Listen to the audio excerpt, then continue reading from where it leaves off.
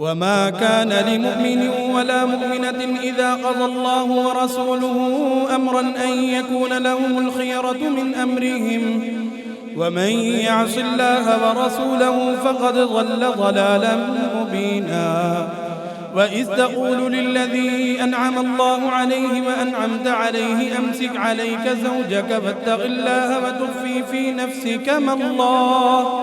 وتخفي في نفسك ما الله مبديه فتخشى الناس والله أحق أن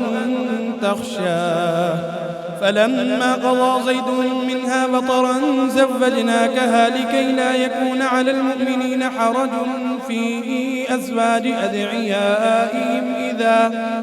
إذا قضوا منهن وطرا وكان أمر الله مفعولا ما كان على النبي من حرج فيما فرض الله له سنة الله في الذين خلوا من قبل وكان أمر الله قدرا مقدورا الذين يبلغون رسالات الله ويخشونه ولا يخشون أحدا إلا الله وكفى بالله حسيبا ما كان محمد أبا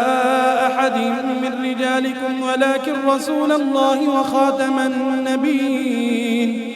وكان الله بكل شيء عليما يا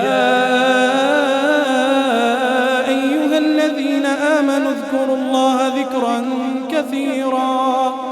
وسبحوه بكرة وأصيلا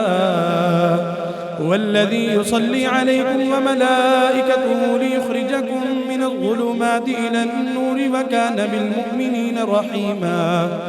تحيتهم يوم يلقونه سلام وأعد لهم أجرا كريما يا أيها النبي إنا أرسلناك شاهدا ومبشرا ونذيرا